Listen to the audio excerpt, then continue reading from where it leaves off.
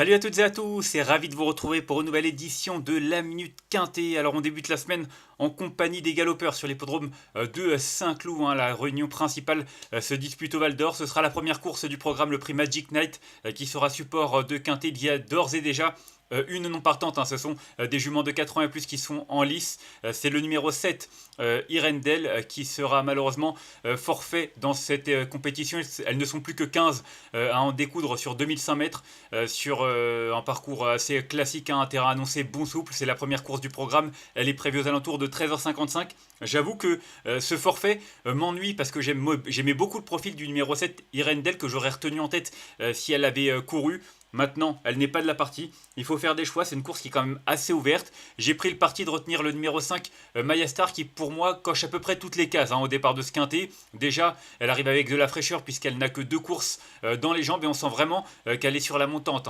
8e lors de sa rentrée, puis en dernier lieu, 5e d'un quintet disputé du côté de Longchamp. C'était le 17 avril face au mâle. Du coup là, ils ne sont pas de la partie, donc l'engagement est d'autant plus intéressant. Et puis quand on voit les écarts, encolure, courte encolure, nez, il n'y a même pas une longueur entre les différentes concurrentes qui ont terminé aux 5 premières places. Donc clairement, elle a la pointure. Elle va encore progresser sur sa récente sortie. Elle a un bon numéro dans les stalles de départ. Donc voilà, c'est une finisseuse. Faut que ça se passe bien, mais en théorie, elle a largement la pointure d'une telle épreuve.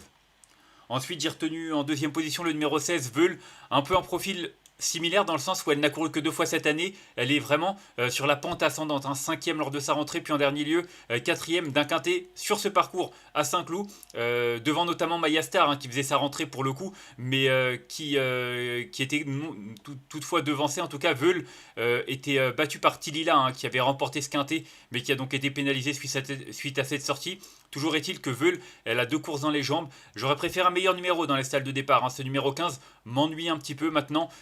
Jérôme Régnier, c'est un homme habile. Il a dû préparer son coup très sérieusement. Et voilà, associé à Antonio Arani, qui est un homme également très habile et qui, pour le coup, ne vient que pour cette Veul à l'occasion de cette réunion à Saint-Cloud. Je pense qu'on peut lui faire confiance pour confirmer ses bonnes dispositions et lutter pour minimum une place sur le podium. Ensuite, j'ai retenu en troisième position le numéro 6, Tira. C'est le deuxième atout d'André Fabre, du coup, puisque l'autre est non partant. Le numéro 7, Irendel, est non partant. Du coup, il n'y a plus que deux concurrents présentés par le professionnel cantilien. En tout cas, cette pouliche a montré de la qualité. J'aime beaucoup les lignes qu'elle a en sa faveur. Surtout la dernière. Elle vient de terminer 4e lors de sa deuxième sortie de l'année. Certes, c'était sur 3100 mètres et c'était une course à condition. Mais le lot était quand même bien composé. Elle battait notamment Katina. Katina qu'on a vu remporter un quintet en valeur 39,5. Alors certes, il y avait 3,5 kg d'écart entre les deux. Mais ça veut dire que en théorie, en valeur 37, ça lui laisse quand même une certaine marge de progression. Et puis, c'est vrai que c'est une valeur théorique. Et je trouve que son profil est assez séduisant. En tout cas, elle a déjà bien fait à Saint-Cloud. Lors de sa deuxième sortie, elle avait terminé deuxième d'une course à condition. C'était en septembre dernier. Donc voilà, je pense que le parcours va lui plaire. J'aurais préféré, elle a aussi un meilleur numéro dans les stalles de départ. Mais clairement, c'est une pouliche qui, à mon sens, est perfectible et qui va certainement très bien courir. En tout cas, pour son premier handicap, moi, je lui fais confiance pour jouer les premiers rôles. Ensuite, j'ai retenu en quatrième position le numéro 14, Summer Breeze. Encore un profil qui m'interpelle. Elle aussi débute dans les courses handicap. Maintenant, elle reste sur deux tentatives dans des courses à condition qui n'étaient pas si mal composées que cela dernièrement. Elle n'est que 5e sur 6. C'est pas extraordinaire. Il y avait Forever Given notamment qui était de la partie, également Jet Set.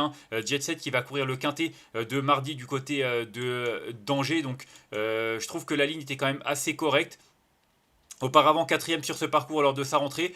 Everio, Harryway, le lot était quand même assez bien composé. Elle battait notamment Arendelle, qui aurait été une de mes préférées si elle avait couru. Donc même si c'était une course pour Gentleman, pour Cavalière, pardon, je trouve que la ligne est bonne. On met les œillères australiennes, on fait appel à Christiane Demuro, un très bon numéro dans les stalles de départ. Donc voilà, je trouve que sa candidature a pas mal d'arguments à faire valoir et à cette valeur en bas de tableau, je trouve qu'elle a vraiment une belle carte à jouer. Ensuite, j'ai retenu en cinquième position le numéro 8, l'Airfal, que je reprends en confiance. Cinquième le 24 janvier d'un quintet, elle qui a remporté un handicap auparavant, montrant qu'elle avait encore de la marche, c'était du côté de Deauville. Depuis, elle a été tenue en échec du côté de Chantilly, c'était début mars. Elle aime bien courir sur sa fraîcheur, du coup le fait de ne pas avoir été revue depuis 2 mois et demi, ça ne me dérange pas. À cette valeur, pour moi elle est compétitive, donc Plutôt pour une 3-4-5e place, mais avant le coup, parmi les profils en présence, elle fait partie des bonnes chances. Ensuite, j'ai retenu en 6ème position le numéro 13, Wedgwood Pearl, qui monte de catégorie, hein. C'est vrai que son profil est qui interpelle 3 courses cette année, 4ème lors de sa rentrée, puis derrière 2 victoires consécutives, course à condition puis handicap. Du coup, elle monte de catégorie en valeur 35. Faut voir. Elle était associée à Ambre Molins. Déjà, la dernière fois, elle avait la décharge de sa partenaire. Là, non seulement elle a été pénalisée de 3 kilos, mais en plus, elle a le kilo et demi en moins. Donc, ça fait 4 kilos et demi en plus sur le dos en niveau valeur. Elle doit faire ses preuves, mais vu son profil et que ses limites sont inconnues, on peut tenter le coup. En tout cas, moi, je la vois plutôt pour une place. Ensuite, j'ai retenu en 7ème position le numéro 15, Melbora, qui vient également de s'imposer dans un handicap. Elle le méritait, hein. Elle a fait preuve d'une belle régularité tout au long de l'hiver. Et même ces derniers mois, hein, c'est vrai que ça s'est plutôt bien passé.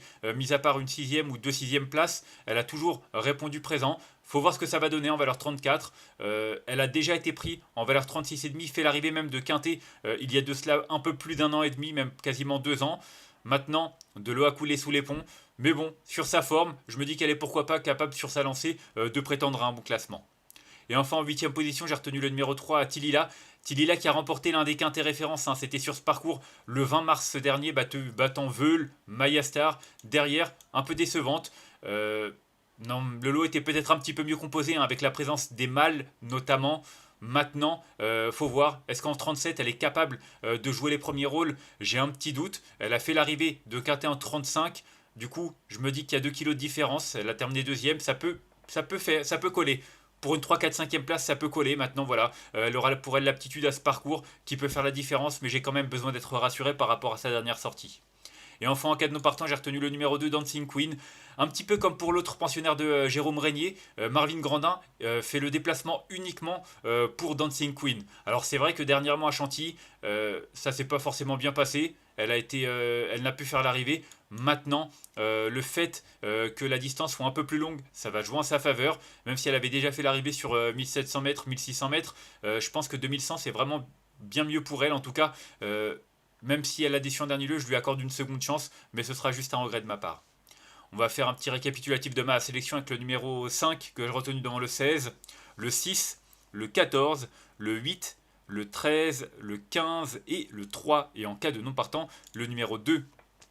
En conseil de jeu, c'est vrai que par rapport aux preuves qui ont été faites sur ce parcours ou alors dans cette catégorie, le 5 et le 16 offrent pas mal de garanties. J'ai retenu en 3ème position le numéro 6, Tira, qui pour moi a vraiment des références suffisantes pour pouvoir briller à ce niveau-là, à cette valeur. Donc je lui fais confiance pour jouer également les premiers rôles, mais ça reste un quintet qui est quand même assez ouvert avec pas mal d'incertitudes. Donc voilà, n'hésitez pas à élargir les combinaisons parce qu'il y aura peut-être quelques surprises. On va se quitter là-dessus. Moi, en tout cas, je vous remercie d'avoir suivi cette nouvelle édition de la Minute Quintet. Si vous avez aimé cette vidéo, n'hésitez pas à la liker, à la partager ou encore à vous abonner à notre chaîne YouTube en cochant la petite cloche pour être au courant des prochaines vidéos. On se retrouvera demain pour une nouvelle édition. Ce sera du côté d'Angers, hein. Le handicap d'Angers-Loire Métropole qui sera support de Quintet. On en reparlera d'ici là dès demain. En attendant, je vous souhaite une excellente journée et de bons jeux à tous. Bye bye.